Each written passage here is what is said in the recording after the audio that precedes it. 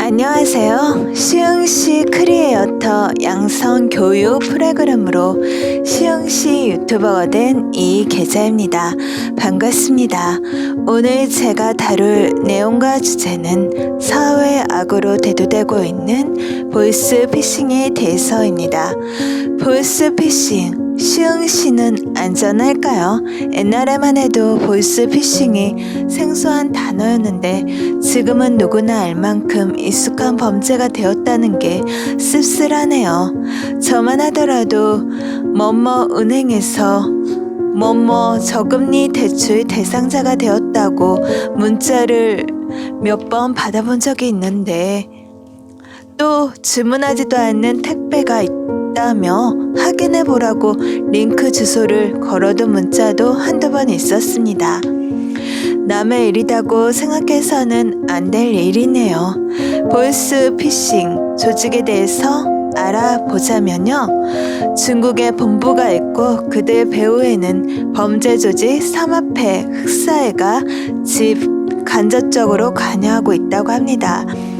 우리나라 국내 조직에게는 스마트폰이나 이메일로 지시한다고 합니다. 우리나라 조직은 심부름하는 정도라고 하네요. 국경이라는 문제 때문에 진짜 범인들, 즉 중국에 거하는 중국 조직 범죄자는 잡히지 않고 우리나라 조직원들만 잡히는 것 같습니다. 중국에서 보이스피싱범들은 사람들에게 재워주겠다, 돈도 주겠다 하며 사람들을 모집해서 콜센터를 30평대 규모의 건물에서 운영한다고 합니다. 콜센터 조직을 들여다보면 전산팀, 시나리오팀, 텔레마케팅으로 나눌 수 있는데요. 전산팀은 해킹과 전산 프로그램을 개발한다고 합니다. 그리고 시나리오 팀이 있는데요. 가장 핵심이 되는 중요한 팀이라 합니다. 사람들이 전화상으로 넘어올 수 있도록 시나리오를 치밀하고 계획적으로 짠다고 하네요. 지능 범죄인 거죠. 또 텔레마케터 팀이 있습니다. 말을 직접적으로 상대방에게 하는 사람이기 때문에 먼저 말을 아주 잘해야 하고 상황 판단을 순간순간 잘해야 한답니다. 즉 판매원인 거죠. 이들을 은밀하게 운영되어야 하기 때문에 사무실은 두지 않는다 합니다. 이렇기 때문에 금융 지식이 어두운 어르신이나 주부는 물론 의사, 언론인, 고학력자까지 당한다 합니다. 눈 뜨고 코 벤다고 전화기를 이용한 지능 범죄 항상 조심해야겠습니다. 아까 말한 것처럼 국경이라는 문제 때문에 중요한 중국에 거하는 범죄자들은 못 잡았는데 중국과 우리나라가 공조 수사에서 잡힌 경우도 있더라고요. 보이스피싱 사기범을 크게 5가지 유형으로 나눌 수 있습니다. 첫째, 보호형입니다.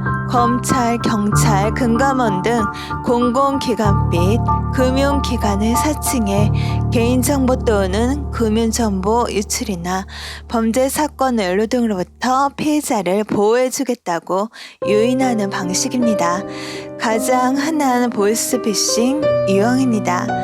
절대 보내주는 앱을 설치하라고 하면 해킹되고 원격 제어되기 때문에 절대 앱 설치하지 마세요. 두 번째는 협박형으로 피해자의 자녀를 납치해 데리고 있다고 속이는 방식입니다. 자녀나 부모의 신상 정보를 미리 파악해 접근하기 때문에 사기 성공률이 높은 편에 속합니다.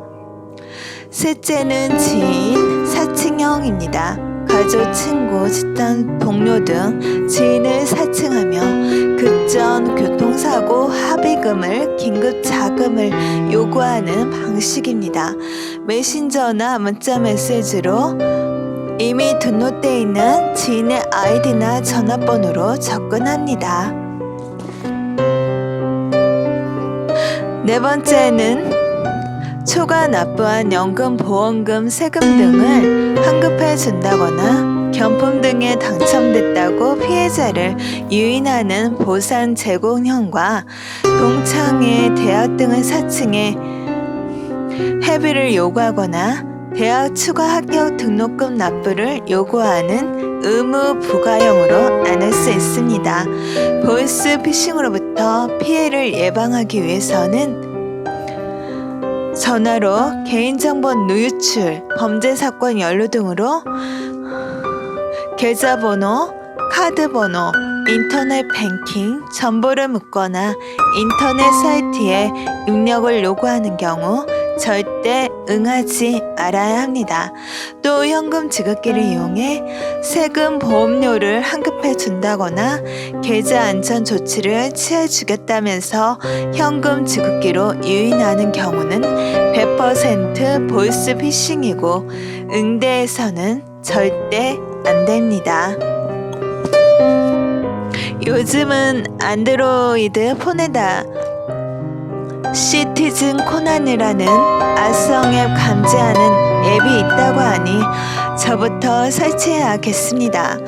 아이폰도 곧 감지해주는 앱이 개발 중이라 합니다. 시흥시 보이스 피싱 사례를 하나 말하자면 농협은행 은행 직원이 보이스 피싱에 적극적으로 대응해 1,350만 원의 피해를 예방했다고 합니다.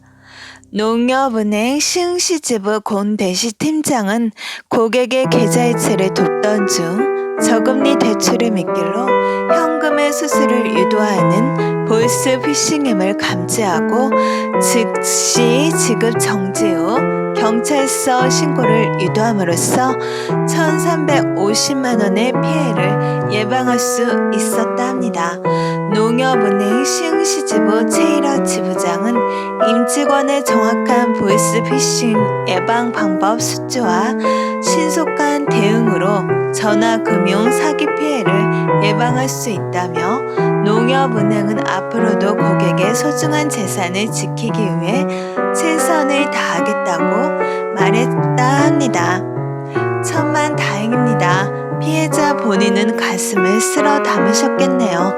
저도 저금리 대출 저금리 대상으로 지정됐다고 문자를 받았다고 했는데요. 대출이 시급하신 분들은 지불하기 자꾸 싶은 심정으로 그들의 꼬임수에 넘어갈 수 있다는 생각이 드네요. 항상 조심해야겠습니다. 그리고 특히 심리적인 압박을 가하는 자녀 납치 보이스 피싱에 대해서는 평소 자녀의 친구, 선생님, 친척 등의 연락처를 미리 확보해두고 반드시 지인 등을 통해 자녀 안전 여부를 확인해야 합니다. 만약 보이스 피싱을 당한 경우 경찰청 112 콜센터 또는 금융회사 콜센터를 통해 신속히 사기 계좌에 대해 지급 정지를 요청하고 유출된 금융 거래 정보는 즉시 폐기해야 합니다. 사기 행각을 보면서 믿을 인간이 없다는 생각이 듭니다. 겨울에 자나깨나 불조심처럼 자나깨나 보이스피싱 전화에 조심해야겠습니다. 보이스피싱 다 소탕되기까지 우리 모두 국가, 사회, 경찰, 수사기관, 개개인 모두 우리 자신의 일처럼 책임감 있게 대처하고 예방해야겠습니다. 시흥시가 더더욱 많은 위험으로부터 안전해지는 그날까지 시흥시 유튜버 이계자였습니다. 감사합니다.